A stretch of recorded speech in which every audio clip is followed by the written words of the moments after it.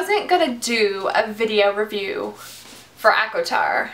But then I sat down and tried to write out my thoughts on Goodreads, and apparently I had a lot to say about it, so we're just gonna do this. This video is going to be a review and discussion, so I will start out with the summary and then kind of my overall general thoughts, and then move into a more spoilery discussion section, and even throw out a crackpot theory at the end. So if you haven't read the book yet, I will be letting you know where to leave, but this first part is spoiler free.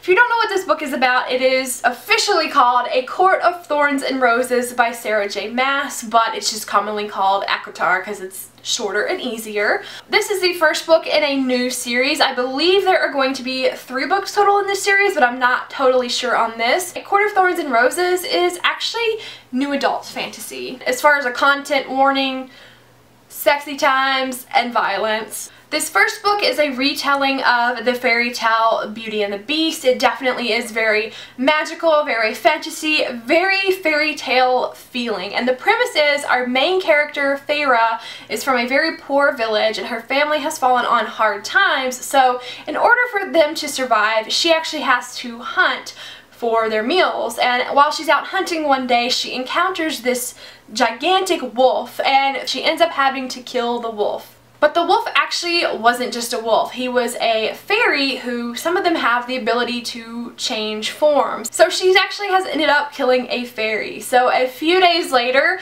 this gigantic beast barges into her home and says, "You've killed one of my kind, and the only way to repay his life is with your life." But instead of killing her, the beast actually takes her back to the fairy realm where she's actually got to live out the rest of her life. This is a bad thing because the fairies and the humans have a long history of war and just hatred. So when she gets there, she doesn't want to be there, but it turns out that there is actually a curse on the land, and she might be the key to breaking the curse. I mean, we all know the basic setup of Beauty and the Beast, right? So because it was a retelling, there are some predictable elements, but there's a lot going on in this book. It actually really surprised me. My overall rating was 4 out of 5 stars. But I don't know, I might change it to 5 stars somewhere down the road. There were a few things working against me. Because it has been hyped for so long and because so many early copies went out, the first scene of this book has been pretty widely talked about. The whole hunting in the forest scene. The premise is very widely known. As much as I try to avoid stuff like that, when I know the premise so well, once I start reading the book and it plays out exactly the way that I know it's going to play out because I've heard so much about it, I get really kind of just bored at that point. I actually picked this book up at a book signing, so I got to go and meet Sarah J. Maas and get this copy and have it signed. But then it was like every time I picked the book up, I would just be reliving that event in my head, and then I wasn't focusing on the words on the page, and I would have to go back and reread a lot of sections. So for that reason, it took me a while to get through the first part of this book because my brain was so preoccupied. But this book definitely has 2 halves. There is the slower build up section and then just stuff goes down at the end. I absolutely loved the action and the pacing at the end, and it just really ramped up the excitement. I was super invested. But that first half was just such a hurdle for me to overcome, and because I was reading so slowly, I was able to pick out a few flaws, so that's why I took a star off. But regardless, it is still one of my favorite reads of this year. I still love Sarah J. Maas, I love her fantasy worlds, and I will definitely be reading the rest of this series. If you love retellings, romance, magic, fairies, Beauty and the Beast, you're gonna love this book. If you don't like fairies, I would still encourage you to give this one a try because I don't usually like fairies, but they were very well done. The world of the fairies was pretty much just like any fantasy world where magic existed. I didn't think it was too difficult to get into. They were both good and bad, so they were very interesting characters. That's it for the non-spoilery section, so if you haven't read the book yet, you should be leaving now. I'm going to get into a bit more of a discussion at this point. Leave. leave. I want to talk a little bit about the flaws I found in it. Number one, I just found that there were a lot of parallels with Feyre to Katniss from the Hunger Games. I know a lot of people have pointed that out, and it did make me roll my eyes quite a bit in the beginning, but when I really thought about it, like, Katniss is not the very first character ever that was from a poor family that had to provide for her family and knew how to hunt.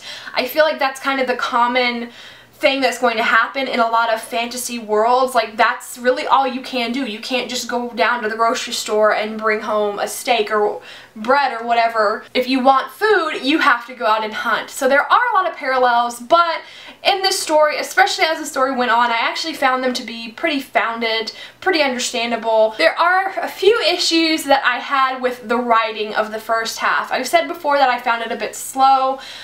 There was a lot of repetition with phrases. There was a lot of tongue clicking and breaths being loosed.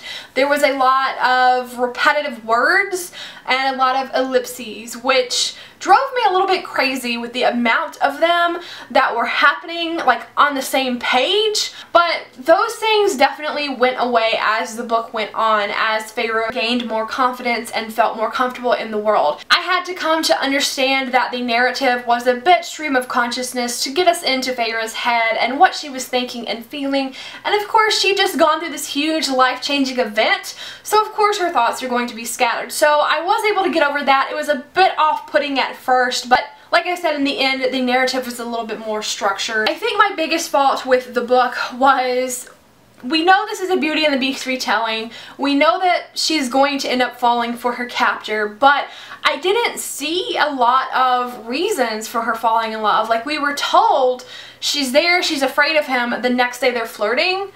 I didn't really see why. Like, we were shown but not told, and I didn't see enough emotional growth. I knew it was gonna happen, and I was okay with it happening. I was really rooting for it, but as it was happening, I didn't really understand why it was happening, if that makes any sense. But the things I loved about this book, I loved when she finally goes under the mountain, the trials that she has to go through. Those were crazy exciting. I loved the trials, and I ended up really loving Feyre as a main character. I think that she's a strong heroine in her own right. She wasn't perfect, and she did some really terrible things, like when Amarantha made her kill the two innocent fairies. I loved that we got to see her as a character struggle with what she had done. She really weighed the consequences of her actions, so I really appreciate any time a hero can go through something horrible like that and they really appreciate the gravity of the moment. I love that it wasn't just brushed aside like, oh, it was for the greater good. I mean, it was for the greater good, but I liked that she struggled with it and she continues to struggle with it in the end.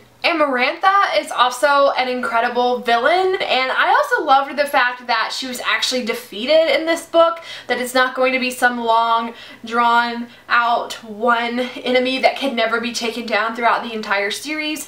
But this kind of leads me into my crackpot theory, so I'm going to go ahead and talk about that. And my theory is, you remember how Amarantha always wore that necklace with the guy's bone, and she always wore the ring with his eye, which belonged to Durian, who was, I don't know how to say his name, but Durian, something like that. He was the human who her fairy sister fell in love with, and he betrayed and killed her sister. So as punishment, Amarantha had killed him, but hung on to his eye and his bone, and as long as she had those two items, his spirit was still kind of attached to them and still kind of lingering, so he was aware of everything awful she was doing. So when Amarantha died, the bone and the eye of Durian actually went missing. There's a line in the book, just one line, saying how they just mysteriously vanished. Someone could have maybe very sneakily gone up to her dead body and taken the things. I don't know what purpose that would be for. Why would anybody else care to kind of keep his tormented soul? But what if her death just like it broke the curse on the entire fairy realm, what if it broke her curse on Jurian and he somehow is resurrected and he comes back in future books? Because we were actually given a lot of backstory on Jurian for him to not really mean anything. I think he's going to come back around in some way, shape, or form. If you remember about him, he was a human commander. He had a lot of armies and very strong forces. He kind of led the humans against the fairies, and so he was pretty powerful. And I feel like if he is alive, one of two things will happen. Either his hatred of fairies is going to be amplified because of all of the time he's been tortured and kept alive by Amarantha, and now that he's free, he resumes his role in the war against fairies. As a mortal, he may not seem like much of a threat, but he was dating Amarantha's sister just to get fairy secrets and information out of her. So he knows how to bring fairies down, and his prolonged time with Amarantha, he probably learned a lot of other secrets as well. So he could be a pretty formidable foe. Or maybe during his time with Amarantha, he somehow got twisted and brainwashed by her, and when he comes back, he kind of takes over her role and goes about torturing the fairies in these realms for her original purposes instead, because he's kind of been brainwashed from all the time he spent with her. Either way, he's not really happy with the fairies at this point. I don't know where it will lead to, but I just feel like the bone disappearing was mentioned for a reason, and his background with the fairy and human wars were probably mentioned for a reason. Yeah, I just wanted to throw that out there because I hadn't heard a lot of people talking anything about him. To wrap up this discussion, I want to talk about ships because this is a very heavy romance book. A lot of people are choosing teams. So if you ask me, am I on Team Tamlin or Team Rhysand? I kind of right now favor Tamlin more because I personally like the relationship that he and Feyre came to have. She went under the mountain for him. Rhysand is a much darker character, and I love his reasons for rooting for Feyre and for betting on her and helping her, and I think that he's got a lot invested in her at this point now too. And now that he is free from Amarantha's curse, I don't know, I also kind of have a soft spot for him, and I would be very curious to see how their relationship plays out in book 2. That's really what I'm looking forward to. I ship her and Tamlin the most right now, but I see a lot of potential for Rhys, although that would really break my heart if things don't work out with Tamlin. Like, why can I not just ship them both? Team Feylinsand? I just don't want to have to choose because I like them both. So either way, however it plays out, I'm going to be very happy and very sad. So it's just torturous. But that's kind of what Sarah J. Maas does to us in her books, right? Definitely let me know down below who you ship. Let me know what you thought of it. What kind of a rating did you end up giving to ACOTAR? Did it meet your expectations or kind of fall short? Thank you so much for watching, and I will see you in the comments. Bye!